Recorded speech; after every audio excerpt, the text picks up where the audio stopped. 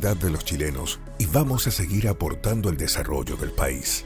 En IDEMIA hacemos el mundo más seguro. Somos líderes en identidad y biometría. Entregamos tecnología sofisticada a escala ciudadana.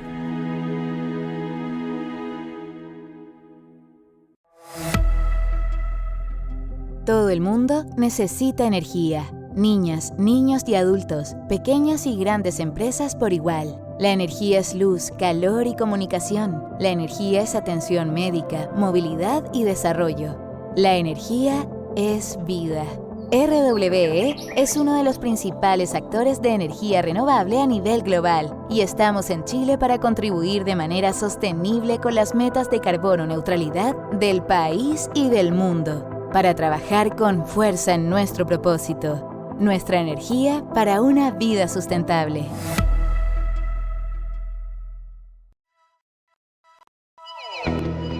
Soy Gabriel León y ahora comienza Rockstars.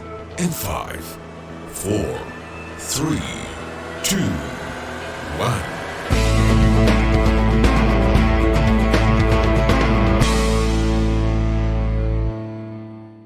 Hola, ¿qué tal? ¿Cómo están? Bienvenidos a un nuevo Rockstars aquí en TX Plus, miércoles 22 de junio, casi digo lunes. Esto del sándwich me dejó medio abollado, pero ya, estamos bien. Miércoles 22 de junio del 2022, son las 12:06, está nublado, frío, gris, oscuro, es un día maravilloso de invierno, a punto de llover. Y para nosotros de la zona central de Chile, la lluvia es a esta altura una bendición, así que ojo con eso, podrían ser lluvias bastante fuertes, de hecho. Mañana, a contar de la mañana, en parte importante de la zona centro-sur del país. El día de hoy, hace un ratito atrás, el Ministerio de Salud entregó los antecedentes del balance diario por la pandemia por coronavirus en Chile, 8.759 casos nuevos, lo que nos deja con algo así como 40.000 casos activos, una cantidad bastante alta de casos activos, 38.170 casos activos, esa es la cifra exacta, y lamentablemente otros 10 fallecidos producto de esa enfermedad. Y encima de eso, las UCI pediátricas con una ocupación gigantesca debido principalmente al virus respiratorio sincicial que durante un par de años nos dio una tregua, básicamente porque estábamos encerrados en las casas. Bueno, ahora que salimos de nuevo, el virus respiratorio sincicial nos tiene ahí contra las cuerdas y el tercer caso confirmado de la viruela del mono también en nuestro país. Esas son las noticias más relevantes que les podemos compartir a esta hora. Y ya así comenzamos nuestro programa de hoy. Y nos acompaña nuestra invitada en el streaming, es la doctora Viviana Sandoval, oriunda de Valdivia, nutricionista de la Universidad de Concepción. Ha trabajado en clínica desde el comienzo de su carrera, pero el 2014 fue a Barcelona a realizar un máster en nutrición y metabolismo y luego un doctorado en biomedicina en la Universidad de Barcelona.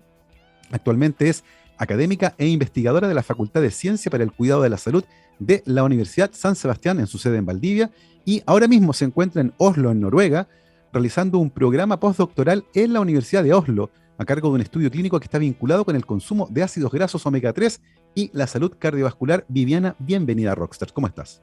Oh, muchas gracias, qué linda introducción. Bien, súper bien, muy contenta, gracias por la invitación. Cuéntanos, Viviana, ¿cómo está la cosa allá en Oslo? Maravillosa, en todos los aspectos. Es una ciudad maravillosa para vivir, en cuanto a ciencia hay mucho recurso para invertir. Y aparte de eso es verano, así que tenemos todos los escenarios perfectos aquí.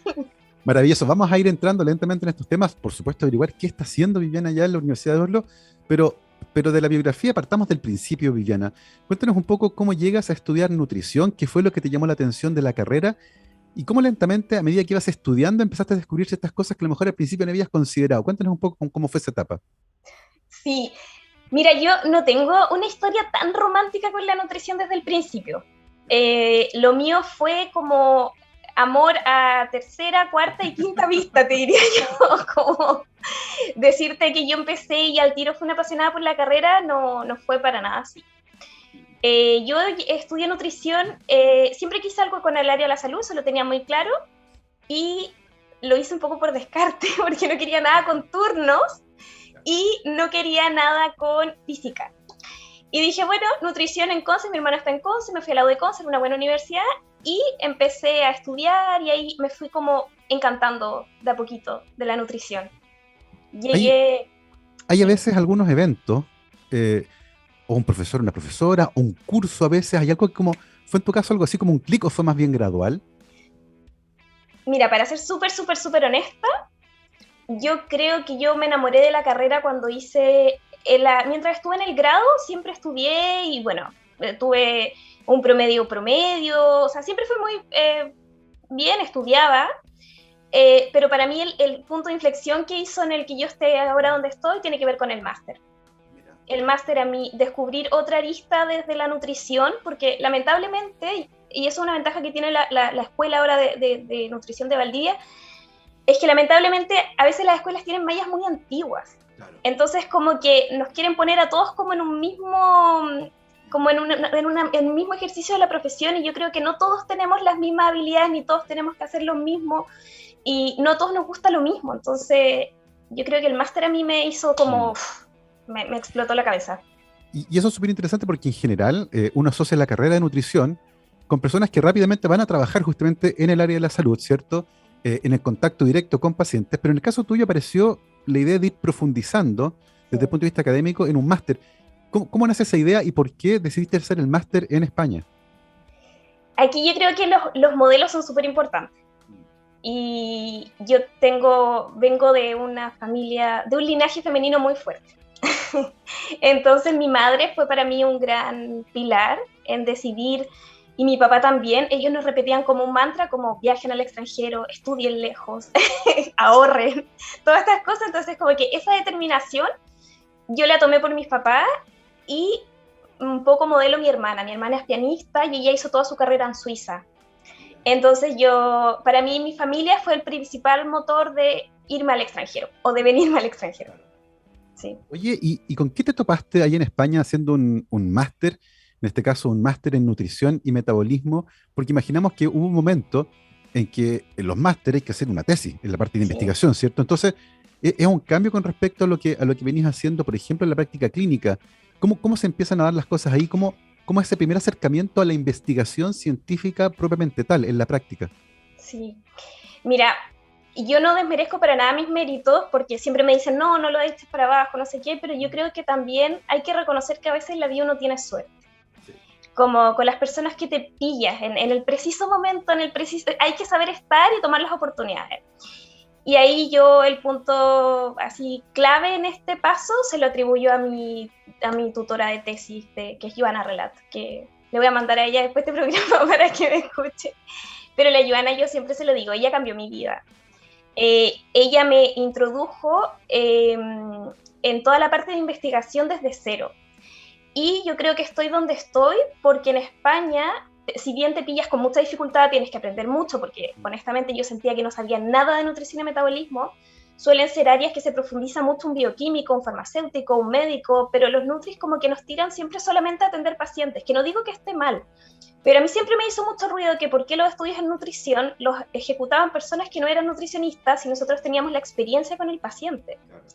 Entonces a mí esto como que me hacía mucho ruido, y Joana, yo hice todo un pedido para hacer el trabajo final de máster, y Joana me fascinó porque es que lo rico que tiene en general Europa, Gabriel, es que la gente es muy sencilla y como que no esperan que tú sepas. Entonces yo le dije honestamente, Joana, yo no sé nada, no sé pipetear, no sé hacer estadística, no sé poquito inglés.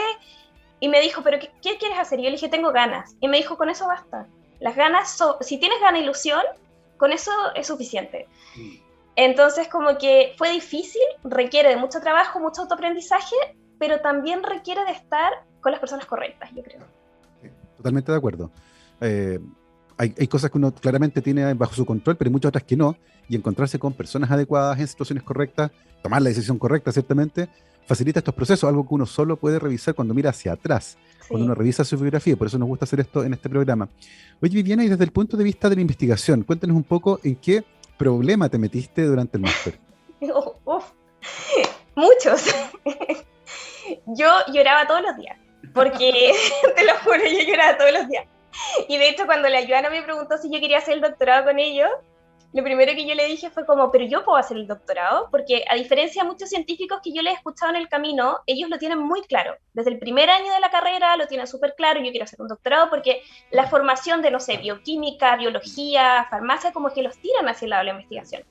yo no tuve esos modelos en la carrera, o al menos yo no me sentí tan cercana con esos modelos en la carrera. Para ser súper honesta, yo tengo mucho amor y cariño a la U de Conce como escuela propiamente tal, pero no vi esos modelos. O yo al menos no los vi o no los supe aprovechar, no sé. Pero entonces como que para mí, claro, cuando llegué a Barcelona estuve en este máster y me dijeron que si quería hacer el doctorado fue, pero ¿cómo me van a querer a mí si yo meto las patas todo el tiempo? Como... Y eso, dificultad, no tenía expertise en laboratorio, el tema de la estadística, que en ciencia es súper importante, tampoco tenía mucho manejo.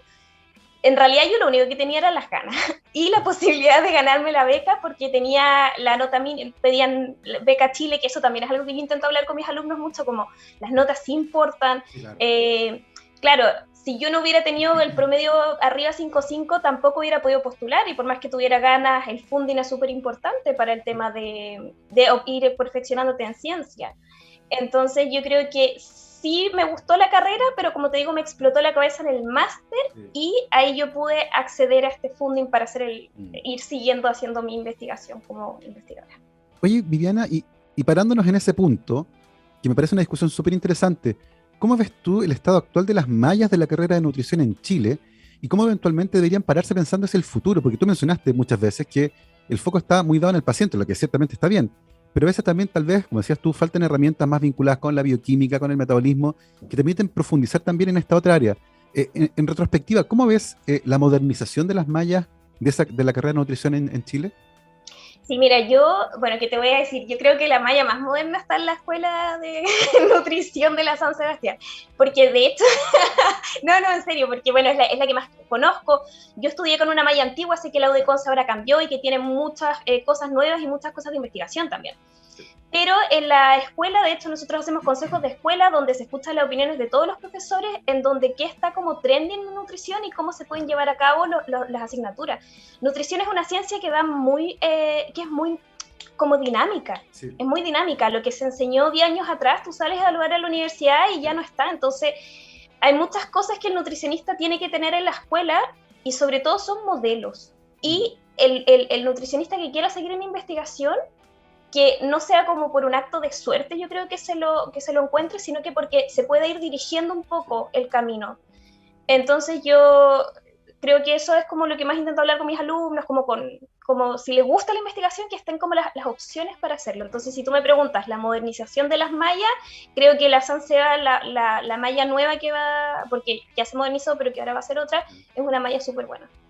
Me parece una discusión súper interesante, particularmente pensando en la acreditación de las carreras, pero también en los desafíos del futuro, sí. Que en esta área en particular parecen ser bien interesantes. Oye, Viviana, el salto del máster al doctorado, tú dijiste en un momento, puedo, así como pidiendo permiso, ¿cierto? Luego de haber desarrollado estas herramientas que van desde, como tú dijiste, aprender a pipetear, del trabajo en laboratorio, de la esterilidad, de las células, los modelos, la estadística, todo, pero en el fondo hay un proceso en el que te vas convirtiendo lentamente en investigadora y ves en un momento eso como un camino. Y en ese camino, ¿cierto? El paso siguiente es hacer un doctorado. Cuéntanos un poco cómo fue ese proceso, elegir quedarte además en Barcelona, que es una ciudad preciosa. Cuéntanos más cómo fue ese proceso de la transición entre el máster y el doctorado.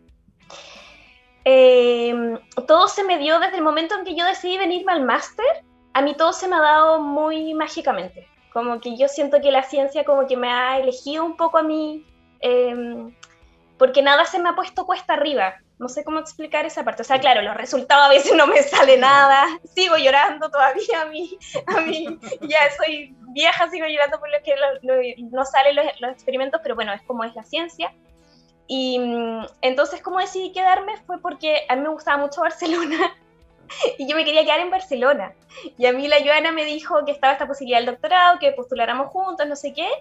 Hicimos la postulación a las becas y me la gané en la primera postulación, sin artículos, porque se estaba escribiendo el primer artículo, pero tenía buen grupo, tenía las notas de grados, por eso es súper importante, tenía una buena universidad, que eso igual me ayudó mucho, la U de Conce ahí me reforzó, porque en ese tiempo la U donde tú salías, la U de Conce punteaba de las máximas, entonces la U de Conce sí me ayudó ahí mucho. Tenía, claro, las notas, tenía un buen grupo y tenía un buen proyecto de investigación. Entonces, y de a poquito me fui como convirtiendo en investigadora, no me di ni cuenta, en verdad.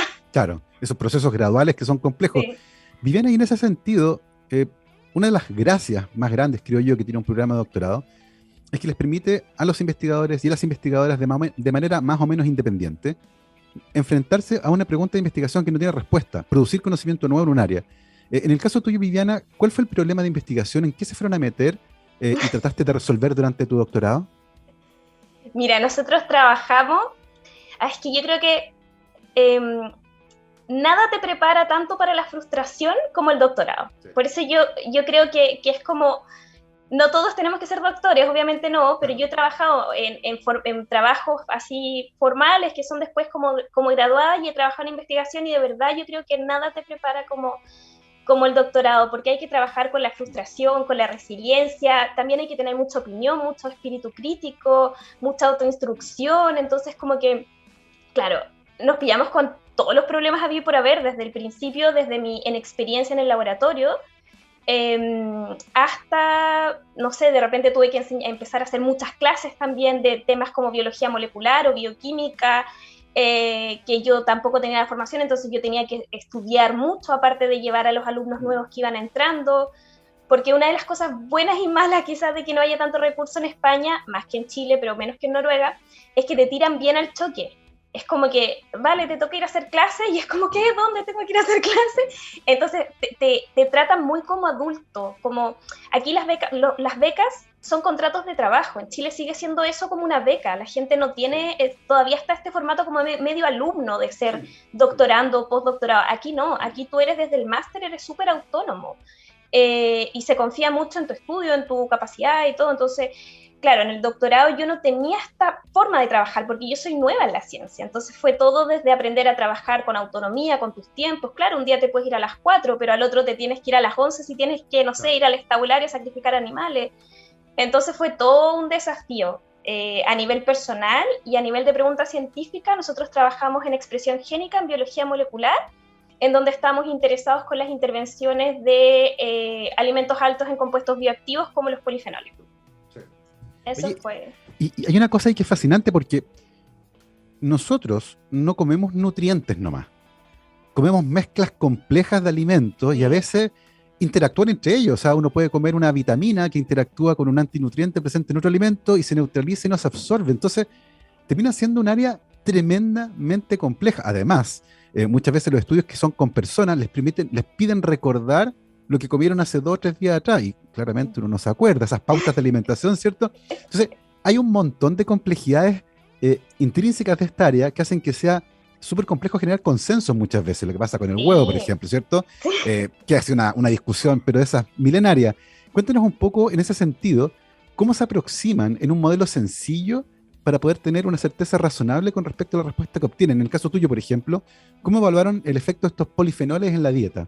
Claro, es que mira, en la ciencia yo creo que esto que te hablaba del espíritu crítico es súper importante, porque uno puede encontrar lo que tú quieras. O sea, está como todo escrito. O sea, puedes encontrar que el agua es veneno y que el agua salva del cáncer. Ni lo uno ni lo otro. Entonces, aquí uno siempre se tiene que ir, y por eso es tan importante formarse, porque aquí uno siempre se tiene que ir como a la calidad del estudio. Claro.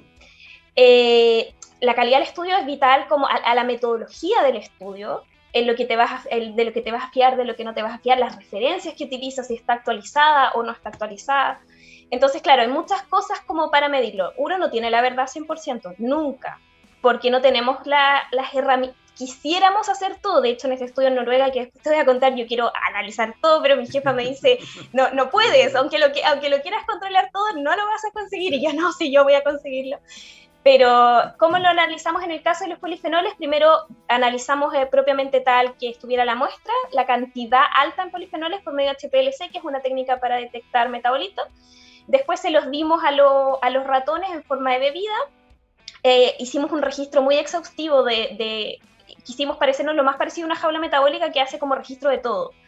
Entonces, como yo iba todos los días al estabulario a la misma hora para no alterar su ciclo, a cambiarles la comida, claro, ahí tuve un trabajo 60 horas a la semana, pero hay que hacerlo porque es parte como del training. Y después analizamos la sangre, o sea, un poco para ver la biodisponibilidad y tal, y después vimos los efectos fenotípicos que vimos en los ratones fueron muy fuertes. Creemos que pasan por estos artículos que publicamos, que pasan por la activación aumentan la termogénesis, hay unas gotas lipídicas que son como más del tejido adiposo marrón, que el tejido adiposo marrón es este tipo de grasa más oxidativa. Entonces, claro, como encontramos muchas cosas a nivel fenotípico, creemos que es por eso, pero a ciencia cierta, eso es parte de la discusión. Siempre uno dice, ¿y era todo el maqui o era un componente del maqui? Claro. ¿O era el efecto sinérgico de entre la dieta que le dimos, la High Fat Diet, con el maqui, que quizás había una molécula que interaccionó en efecto sinérgico? Se quiere tener esas respuestas, pero intentamos ir a mayor cabalidad posible, pero es súper difícil saberlo a ciencia cierta. Tú apuntas a tus teorías, yo voy a expresión génica, busco mecanismos moleculares y intento explicar por ahí, pero... Exactamente, es la plausibilidad de la hipótesis planteada versus la evidencia que se encuentra, que permite, ¿cierto?, acercarse un poco a la conclusión, pero como tú dijiste, estos confundidores, estas cosas que ocurren en el estudio, que, por ejemplo, una rata hiperkinética, y que corría en la jaula de noche mientras nadie la miraba, y claro, se mantenía súper bien versus otra rata que a lo mejor era más sedentaria, y ese tipo de factores ciertamente dificultan, pero no hacen imposible, entender muchos de estos procesos que son efectivamente complejos. Cuéntanos un poco, Viviana, hacia el final de tu doctorado, ¿cómo mirabas tu carrera? Porque imaginamos que este sentido de ir a tratar de encontrar en la investigación las respuestas que no encontraste tal vez en el área clínica, ¿cierto?, o en la formación inicial, finalmente te dejaron en el lugar donde sí querías estar y de ahí en adelante poder elegir dónde querías ir. Sí. Cuéntanos un poco ese momento de terminar el doctorado y empezar a mirar dónde querías seguir. Sí, es que sabes que después, yo en el doctorado encontré como una fortaleza ser nutricionista. Tremendamente fortaleza. Porque todo se aprende. Todo se aprende. Pero lo que nos da la carrera al tener el contacto con el paciente y hacer esto como translacional, como poder hacerlo, o como, no sé, de repente hay unas ciencias que son más duras, que son súper abstractas como con el paciente, entonces dicen, ya vamos a descubrir la molécula de aquí, de acá, de allá, vale, perfecto, pero ¿cuál es la aplicabilidad que tiene eso en la clínica? Claro.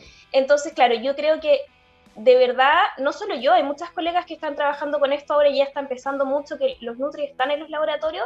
Yo creo que hacen un perfil único y se hace una ventaja tremenda, porque en el laboratorio todo se aprende, pero lo que nos da la carrera en formación con los pacientes es una virtud única, yo creo.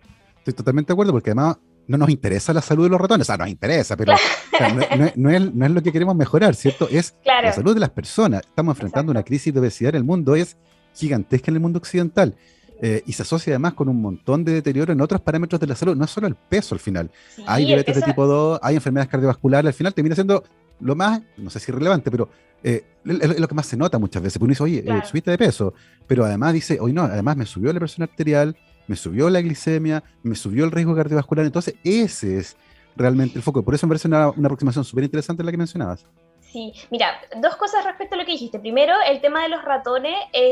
Yo sé que hay mucha gente como que solamente le da mucha validad a los estudios científicos en humanos, lo cual está muy bien, pero el tema de los ratones nos permite mucho hacer, como poder extrapolar un poco en humanos y obtener expresión génica. La expresión génica se hace por medio de los tejidos órganos dianas, que se llaman. Entonces yo si quiero analizar, por ejemplo, no sé, cómo está el hipotálamo de mi ratón, a nivel como del sistema nervioso central, el eje cerebro-intestino, yo no puedo ir a un paciente humano a cortarle el hipotálamo y analizarle y verle la expresión génica, yo no puedo hacer eso, pero el ratón es lo más cercano que sí me permite analizar a nivel como molecular qué está pasando con este ratón. Entonces eso es súper importante. Y lo otro que mencionabas respecto al tema del problema de la obesidad, claro, es terrible, pero yo insisto, o sea, y siempre lo hablo con mis pacientes y lo hablo con mis alumnos y en general, más que un tema de peso, o sea, el peso hoy por hoy es absolutamente lo poco trascendental, sino que es el tema asociado a la salud. Eso para mí es sin duda lo más importante, como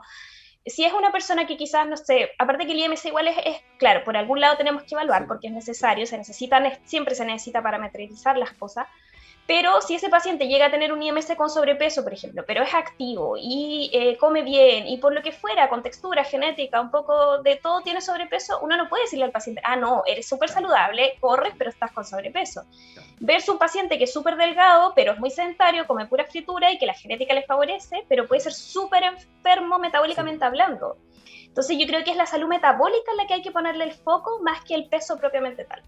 Exactamente, algo que probablemente también exacerban un poco las redes sociales, ¿cierto? Dice como culto a cómo uno se ve, que tiene un montón de consecuencias que dan para tener otro programa, pero vamos a enfocarnos ahora, por favor, en este tema que ya es suficientemente complejo, en nutrición, con nuestra invitada, la doctora Viviana Sandoval, que nos está acompañando hoy desde Oslo, en Noruega, donde se encuentra haciendo un programa postdoctoral a cargo de un estudio muy interesante que está vinculado con el consumo de ácidos grasos omega 3 y la salud cardiovascular. Y de ese tema vamos a estar conversando después de esta pausa musical, mi querido Gabriel. Vamos con una banda chilena, porque a esta altura esta banda es chilena, ¿cierto? Este es Faith No More, Ashes to Ashes. Vamos y volvemos.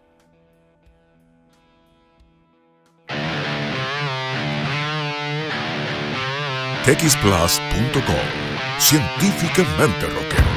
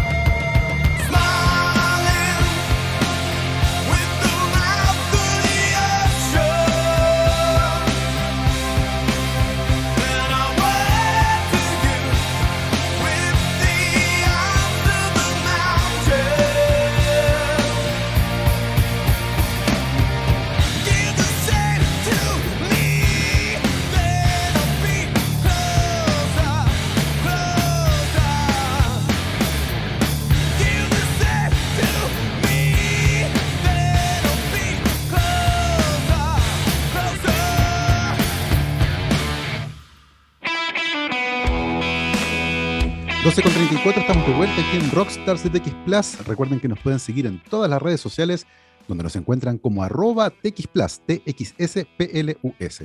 Y hoy estamos conversando con la doctora Viviana Sandoval, quien está en Oslo, Noruega. Hemos conversado durante el primer bloque sobre su trayectoria. Es nutricionista de la Universidad de Concepción, hizo su máster en nutrición y metabolismo en Barcelona y luego el doctorado en biomedicina en la Universidad de Barcelona. Actualmente es académica e investigadora de la Facultad de Ciencias para el Cuidado de la Salud de la Universidad San Sebastián de su sede en Valdivia, pero se encuentra realizando un programa postdoctoral de 2 años en la Universidad de Oslo y está a cargo de un estudio clínico muy interesante que está vinculado con el consumo de ácidos grasos omega 3 y la salud cardiovascular. Cuéntanos un poco, Viviana, ¿de dónde viene este vínculo entre los ácidos grasos omega 3 y su consumo y la salud cardiovascular? Vale, perfecto. La salud cardiovascular, bueno, para que todos sepan, es como dice, cómo está metabólicamente nuestro corazón, en palabras simples. Nuestro corazón es esta bomba que bombea nuestra sangre y que en el fondo nos mantiene vivos. Cuando para el corazón hay muchos problemas. Y todo el metabolismo obviamente pasa por los fluidos de sangre. Entonces, mantener la salud cardiovascular pasa por que nuestro flujo sanguíneo tenga los niveles correctos de glucosa, tenga los niveles correctos de grasas, de colesterol. Claro, entonces el vínculo es básicamente en que siempre se ha satanizado muchísimo las grasas. Siempre es como no comas grasa. Y hoy por hoy se sabe que no, que en el fondo es la calidad de la grasa lo que es el problema, y que las grasas saturadas están directamente relacionadas a los problemas cardiovasculares, y las grasas poliinsaturadas, que son de tipo omega 3, principalmente la que yo estudio, omega 3 marino, ayudan a contrarrestar los efectos dañinos de las grasas saturadas, y es más, tienen directo beneficio, o sea, mayor consumo de grasas saturadas, mejor salud cardiovascular. Sí. De hecho, alguna vez leí la historia de unos investigadores, de hecho, países nórdicos, que fueron a estudiar a los Inuit, que es la población de Alaska, que no comen ni una verdura, porque no hay, pues, ¿dónde van a sembrar plantas? Y esperaban encontrar, debido al alto consumo de grasa de foca, de ballena, qué sé yo, que estaban para la historia, y la sorpresa fue que su salud cardiovascular era muy buena, y vincularon a partir de eso justamente con el consumo de estas moléculas que aparecían, ¿cierto?, en ellos, que eran los ácidos grasos omega 3. Lo que también con el paso del tiempo, Viviana, y me gustaría vincularlo con aquello porque hoy salió una noticia en Estados Unidos de que una agencia regulatoria determinó que la inmensa mayoría de los suplementos que se venden o no tienen evidencia suficiente o no tienen la calidad suficiente. Y eso es súper importante porque aparecieron también los suplementos de ácidos grasos omega 3 y se descubrió que muchos de ellos tienen estándares de fabricación tan malos que se oxidaban, ¿cierto? Y al final no tenían casi nada de grasa. Cuéntanos un poco cómo ves eso entre el uso de suplementos versus la ingesta dietética de omega 3. Sí, me encanta, me haces preguntas que me dan ganas de contestarle a todas, a ver si agarro todos los puntos. El tema de los suplementos. Idealmente uno siempre quisiera llegar por medio de la alimentación a todos los pools que necesitamos, o sea, eso es lo mejor. O sea, si tú me preguntas, una persona consume pescados grasos, que son los pescados que tienen este omega 3, ¿cierto? Que está el salmón, el atún, bueno, los tipos de pescados grasos, 4 veces a la semana, versus suplementación, ¿qué prefieres? ¿Suplementación? No. Siempre tenemos que intentar llegar a las recomendaciones por medio de la alimentación. Lo que pasa es que es súper difícil conseguir. Entonces, ¿por qué? Porque lamentablemente no tenemos el cuidado de hacer una dieta como... Y cuando me refiero a dieta no me refiero a restricción calórica ni mucho menos, sino que me refiero a patrón alimentario. Como que no tenemos la costumbre de hacer una dieta balanceada que tenga todos los nutrientes. Entonces, ahí empiezas como a discriminar un poco y hacer como tu punto crítico en el fondo, como vale, hacemos que el paciente no tenga el aporte de omega 3 que sabemos los beneficios, porque en realidad pescado no consume, o le damos un poco de suplementos para que tenga estos efectos beneficiosos. Y ahí entra una parte súper importante que tiene que ver con la calidad de los suplementos. Y la calidad es súper importante porque, claro, de repente hay gente, yo he visto hasta en la feria que venden omega 3. Sí. Y claro, no, ese no sirve, ese no, el de la feria claramente no sirve. Hay muchas cosas que tenemos que ver, que hay unos índices internacionales que hablan de la pureza. Primero es la cantidad, ¿ya? Porque si yo tomo una dosis baja tampoco me sirve. Se ha visto que los estudios deberían estar en suplementación entre 1 a 2 gramos, y de omega 3, que eso hay unas moléculas que son, o sea, unos ácidos grasos que vendría a ser el tipo EPA y tipo de DHA, que son como los que más se conocen. Y después tenemos un efecto farmacológico que es de 3 gramos hacia arriba. El estudio que yo estoy haciendo es intentar simular el aporte nutricional con 2 gramos. Nosotros queremos ver, porque en el fondo si conseguimos ese beneficio, de hecho las cápsulas que vamos a utilizar son cápsulas que la caracterización propiamente tal, que eso es otra cosa que tenemos la ventaja, nosotros vamos a poder evaluar completamente la calidad. Entonces vamos a hacer que sea idealmente lo más parecido a que si consumiera pescado el paciente. Cosa que después podamos hacer como una comparación, como que podamos hacer, vale, en realidad sí, lo hicimos con suplemento, pero tomaste un suplemento que es, por así decirlo, exactamente igual que el pescado y tiene estos beneficios. Entonces, primera recomendación, aumenta el pescado. En tal y tal cantidad, en tal y tal preparación, de tal y tal tipo. Eso es lo primero, la calidad. La dosis y el tema que hablaste de la oxidación también es súper importante. Y aquí entra lo que yo estudié de los polifenoles, que los polifenoles actúan como antioxidantes. Sí. Entonces, los ácidos grasos poliinsaturados, que son mucho más largos, están como propensos a oxidarse. Entonces, aquí tienes como un efecto sinérgico porque, por ejemplo, si se oxidan estos polifenoles, pero tu dieta es alta, se oxidan estos ácidos grasos omega 3, claro, estos ácidos grasos, pero tu dieta es alta en polifenoles, le está otorgando antioxidante. Entonces, haces que en el fondo la oxidación sea como menor y tengas más beneficios respecto al consumo de omega 3, y hay un mecanismo sinérgico. Versus si es que se oxida mucho el omega 3, tampoco tiene los beneficios y tampoco te sirve. Entonces, claro, el tema de la oxidación es súper importante, y el tema de la dieta de fondo, que es algo, el background diet que se llama, que es como, si yo como todo el día pan y me tomo omega 3, tampoco me va a servir. Sí. Oye, es tremendamente interesante, Viviana, y a eso, que ya es suficientemente complejo, además hay que agregarle otro factor que es súper importante y que entiendo que ustedes también van a abordar y que tiene que ver con las diferencias que naturalmente existen entre las personas. Por ejemplo, diferencias genéticas que pueden cambiar a veces cómo funciona un receptor, cómo funciona una molécula, cómo funciona el metabolismo finalmente. Cuéntanos un poco cómo se hace el abordaje de ese aspecto en particular que cada vez se le está poniendo más atención entrando en este mundo de la medicina personalizada. Sí, yo insisto, cuando me preguntaste al principio cómo estabas en Oslo, perfecto, porque yo cuando llegué acá lo primero que me dijeron fue como, idea el estudio clínico de tus sueños, y sí, porque tienen mucho dinero. Entonces como que y en el camino vamos viendo qué podemos hacer, qué no, pero que no sea por no tener la idea de querer como hacerlo. Tenemos que estar como disponibles, o sea, como estar como ser capaces de recolectar la muestra y de manera correcta, y si en algún momento se quiere analizar, pues se analiza. Entonces yo estoy intentando, nosotros trabajamos en un grupo que aquí viene otro modelo muy importante para mí, que es Stin, que es mi jefa de acá, que ella ha sido otro modelo fundamental para estar en mi carrera científica. Entonces nosotros lo que vamos a hacer con esto de la nutrición personalizada, ella trabaja con nutrición personalizada. Por los ciclos de los ciclos siempre se ha trabajado con promedios, porque obviamente somos mucha gente. Entonces uno intenta ir como a promedios, ok, si consume 50 personas, o ya 500 personas consumen una dieta baja en proteína, uno dice baja tantas cantidades de kilos y funciona a nivel de promedio. Pero si tú te vas en personal, hay muchas personas que o se mantienen o algunas suben con una dieta alta en proteína.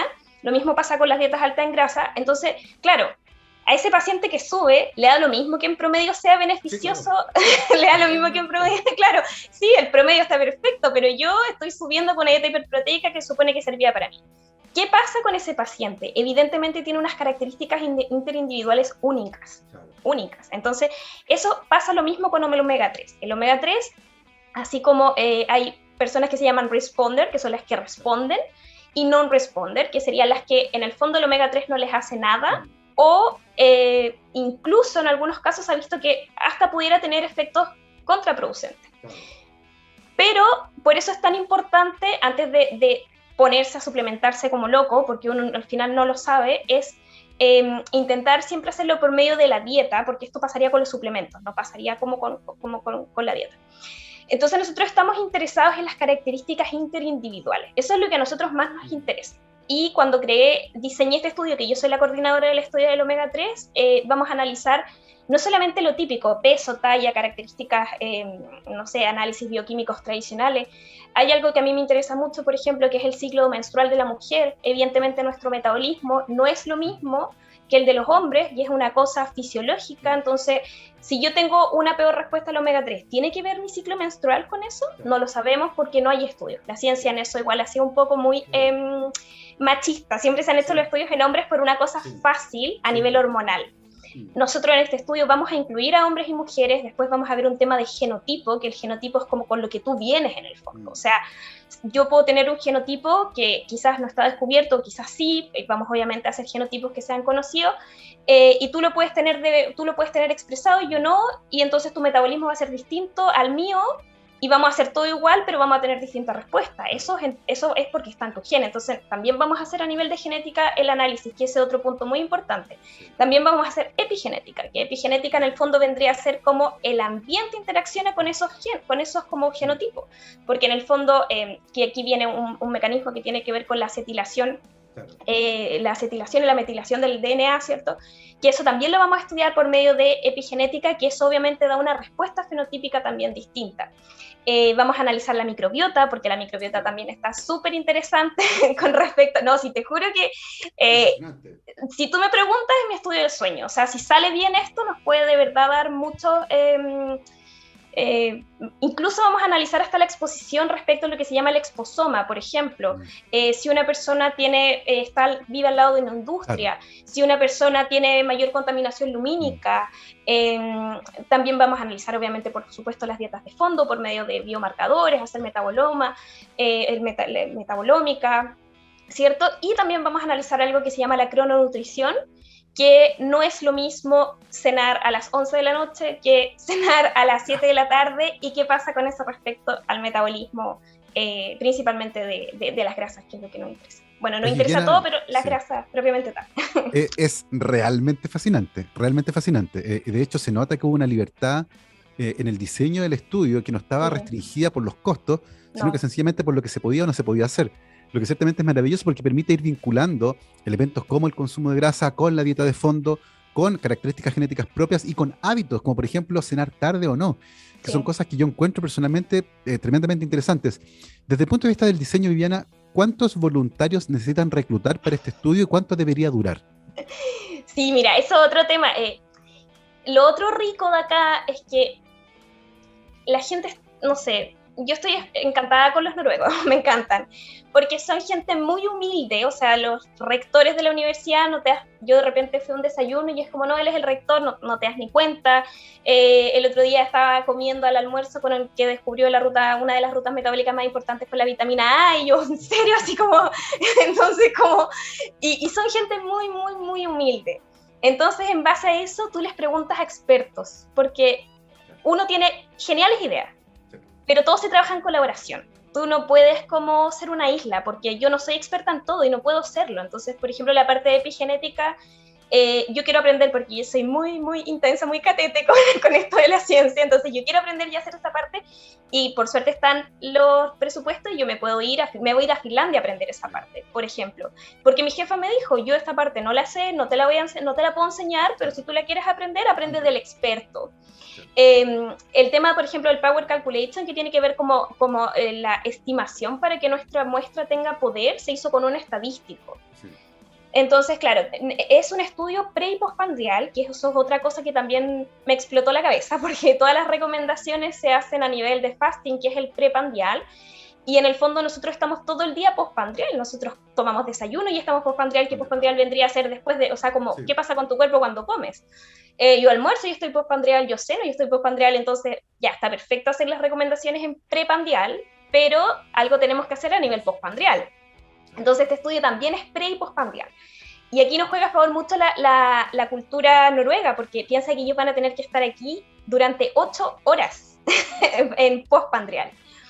Y yo así súper asustada, porque cuando lo diseñé te basas en otros estudios, no sé qué, y yo le decía a mi jefa, pero van a venir, me decía, Viviana, es impresionante cómo aquí la gente quiere ayudar a la ciencia. Obviamente tú no les puedes pagar nada, son voluntarios, tienen un concepto como de aportar a la ciencia muy, muy loca. Entonces es un estudio como denso, pero pre- y postprandial. Necesitamos 52 participantes, pero van a ser 6 visitas en donde le vamos a dar intervención con omega 3, es un randomizado, ¿ya? Y después esa sería la fase 1, que el randomizado, para que entienda la gente, es como que en el fondo les damos lo mismo en distintos tiempos a los dos grupos que randomizamos. Entonces a uno le damos intervención con omega, a otros le damos control y analizamos en fasting y en postprandial, o sea, en preprandial y en postprandial. Después hacemos un periodo de lavado que se llama, que en el fondo es como para que tu cuerpo como que se desintoxique de esos suplementos, como para ver cómo funciona, y después le damos control y así vamos cambiando. Y así hacemos el cruzado. Y se ha visto que las personas tienen una respuesta cuando uno tiene el estudio cruzado, pero queremos nosotros aparte hacer un Diet Report Exposure que se llama, que en el fondo es repetir por segunda vez la intervención de omega 3 a todos los participantes. Y vamos a ver si es que este efecto que vimos biológico beneficioso respecto al omega 3 en los pacientes que se vea beneficioso, sigue siendo beneficioso, o porque se espera que se repitan los efectos, o si hay variaciones, porque hay variaciones, la estacionalidad, estuvo más expuesto a la luz, durmió peor ese tiempo, hizo más actividad física o menos actividad física, o, claro, queremos ver si se mantiene la respuesta o no se mantiene la respuesta, y en base a eso también poder sacar conclusiones. Entonces, es un estudio tremendamente ambicioso, muy bonito, por cierto, que podría permitir tener luces muy importantes con respecto a consumo de grasas omega 3, el factores genéticos, ¿cierto? La dieta de fondo. Hay una cosa que también es como, tiene que ver con el background étnico. Hay personas que por su genética, ¿cierto?, vienen de grupos que evolucionaron cerca de zonas costeras, donde el consumo de pescado era mayor y eventualmente pudieron haber seleccionado variantes genéticas que daban cuenta de un mejor aprovechamiento metabólico de este tipo de grasa. Hay otros que no, que son de zonas más bien mediterráneas, sin acceso al mar tal vez, donde la dieta históricamente nunca las incluyó, y uno podría encontrar diferencias bien interesantes. Y eso me sirve para volver a Chile, un país que tiene 4.000 kilómetros de costa, pero que aún nuestro consumo de pescado, de mariscos, de algas sigue siendo bajo con respecto a otros países como Corea del Sur y Noruega incluso. ¿Qué tan trasladables son, Viviana, los resultados que encuentren en ese grupo en particular con lo que uno podría esperar en Chile, por ejemplo? Sí, bueno, eso que hablabas respecto a los inuit es un estudio súper interesante, porque ellos lo que tienen es la mutación de la CPT1A, que ayuda con el tema de la oxidación de los ácidos grasos. Entonces a ellos no les hace como daño estas dietas altas en grasas, porque en el fondo los inuit tienen una dieta solo un 3% de carbohidratos o menos, entonces son 100% cetogénicas, pero ellos no tienen ningún fallo, no tienen absolutamente ninguna contraindicación de esa dieta, porque genéticamente tienen la capacidad de oxidar esas grasas por medio de la CPT1A. Eso es una cosa. Entonces, claro, ese genotipo y otros son cosas que obviamente nos interesan. Eso es una cosa. Y de hecho, esos mismos inuit, hay un estudio que occidentalizaron su dieta y están pésimos. O sea, como que, porque genéticamente están preparados para esta dieta alta en grasa y bueno, así que, claro, y eso es otra cosa súper importante, como mantener tus dietas raíces y no exportar o importar dietas. Porque, por ejemplo, claro, los asiáticos que están occidentalizando su dieta les hace pésimo, porque en el fondo ellos están predispuestos y están genéticamente programados de alguna manera como para que esa dieta sea la que les hace bien. Pero bueno, lamentablemente se está todo globalizando y se está occidentalizando. Eso es una pena. Respecto a lo que me preguntas de Chile, si es que seríamos, o sea, mi sueño es hacer esto en Chile. O sea, y todo lo que tenemos aquí nos sirve de base, obviamente, pero allí vamos a partir. Lo primero es caracterizar nuestro propio omega 3, como que eso ya debe estar, pero trabajar con un omega 3 como de los pescados de Chile, un omega 3 marino de los pescados de Chile, ver que sea lo más puro posible, las dosis correctas, las dosis que se permiten también en Chile, porque ahí desconozco las medidas, si son internacionales las que yo estoy trabajando, y en Chile se aceptan, no lo sé, yo estoy trabajando con medidas europeas, entonces eso es algo que también me tengo que poner a estudiar para cuando vuelva. Y lo otro es ver el genotipo también, cuando yo sea capaz de entender el genotipo chileno, ver su relación con la dieta y con las intervenciones que se están dando, es algo que se puede hacer mucho, es totalmente extrapolable a la población. Y de hecho eso lentamente nos trae de vuelta a Chile. Yo sé que tú llegaste en marzo a Noruega a empezar este estudio que va a durar al menos un par de años, pero eventualmente vas a volver a tu cargo acá en la Universidad San Sebastián en Valdivia, y eso eventualmente te va a dejar con un montón de ímpetu con respecto a las cosas que te gustaría empezar a hacer. Y en ese sentido, Viviana, yo sé que es muy prematuro todavía, pero ¿cómo ves el futuro? El futuro de tu trabajo ya una vez que estés instalada de vuelta en Chile, con estas tremendas herramientas que va a tener acceso allá en Noruega, con preguntas probablemente nuevas que van a empezar a aparecer, y la realidad de nuestro país, que tiene características propias que son probablemente muy distintas a las que encuentras en Noruega. ¿Cómo ves esos desafíos? Mira, yo creo que los científicos chilenos, yo soy nueva en la ciencia, pero nueva digo porque yo hice mi máster en el 2014, recién me doctoré el 2020, en febrero del 2020, entonces yo soy muy nueva. Hay gente que lleva toda la vida haciendo esto y yo te diría honestamente que creo que hacen muchísimo con muy poco. Y aquí viene mi punto súper crítico respecto a si está formando capital humano que le cuesta tanto a Chile, yo entiendo que hay otras necesidades, ¿cierto? Obviamente cuando hay gente que, no sé, problemas de seguridad, problemas de hambre, quizás el tema de la ciencia podría pasar un segundo grado como importancia, pero no debería. O sea, no debería. Yo creo que cuando se cortan presupuestos como ciencia, entendiste todo mal. Como, o sea, me parece que ojalá, o sea, yo soy solo un pequeño caso de muchos científicos chilenos que están haciendo carrera en el extranjero con las tremendas herramientas. Y yo creo que sería, bueno, y los mismos que se forman en Chile también con muy poco que terminan siendo unos secos igual. Pero resulta que yo creo que se tienen que crear los espacios, se tienen que aumentar los fondos, como no sirve de mucho que yo me ponga a hacer revisiones todo el tiempo si no puedo llevar a experimental con todo lo que yo me formé. Como... Entonces, claro, aquí viene, sí, yo voy a intentar siempre optar a fondos y ojalá me salga el fondo de iniciación, que es algo que quiero hacer sí o sí. ANIT es una agencia que da recursos, pero claro, lo veo negro a nivel de fondos porque, porque a veces no siempre funciona, es una pena. O sea, los alcances son un poco más superficiales porque no hay recursos, pero se pudiera hacer mucho más interesante un estudio incluso en colaboración, si es que hubiera más dinero, estaríamos más puestos en la mira, porque claro, los científicos chilenos están puestos en la mira, pero muy poquitos, y les ha costado mucho porque es muy duro, pues, porque se necesita dinero en la ciencia. Sí, de hecho hay un compromiso. Tiene que aportar. Sí. Absolutamente, hay un compromiso que hizo este gobierno y a través de su ministro, Flavio Salazar, ministro del Ministerio de Ciencia, Tecnología, Conocimiento e Innovación, de llegar al 1% del PIB, actualmente es el 0,38%. Personalmente yo, con doblar el presupuesto actual, que ya encuentro que es un montón, particularmente pensando en cómo está la situación mundial, ya creo que es impresionante, pero llegar al 1 me parecería ya notable. Muchos pueden pensar que es muy poco, pues sí, pero el 0,38 estamos así hace años, no es un problema del gobierno anterior, es un problema de Estado. Sí. Y como decías tú, Viviana, ciertamente ahí tenemos un déficit, porque es importante financiar este tipo de investigaciones que nos permiten contestar las preguntas cada vez más complejas que tenemos, que son las que hoy ciertamente están mandando en todo el mundo. Viviana, estamos llegando al final de esta conversación y queremos agradecerte por haber tomado un tiempo en tu agenda y conversar con nosotros. Estuvo muy entretenido. Muchísimas gracias. Gracias a ustedes, gracias por el interés, gracias, le mando un saludo a la gente de Chile que los extraño mucho. Mis compañeros de curso del Domus Mater me están viendo ahí, así que les mando un saludo inmenso. Siento mucho cariño y mucho apoyo de toda la gente de Chile, así que aquí estamos haciendo patria para volver y poder... no sé, sacar adelante la ciencia. Yo soy un porcentaje muy pequeño, hay mucha gente que está haciendo mucho más, claro, incluso, así que no, gracias por el interés. No, encantados. Les recuerdo que conversamos hoy con la doctora Viviana Sandoval, nutricionista, magíster en nutrición y metabolismo, doctora en biomedicina de la Universidad de Barcelona, actualmente académica e investigadora de la Facultad de Ciencias para el Cuidado de la Salud de la Universidad San Sebastián de su sede en Valdivia.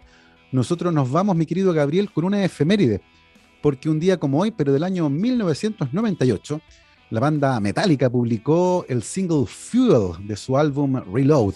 Así que en honor a esta efeméride musical, mi querido Gabriel, vámonos con Metallica y esto se llama Fuel. Que esté muy bien, nos vemos. Chao, chao.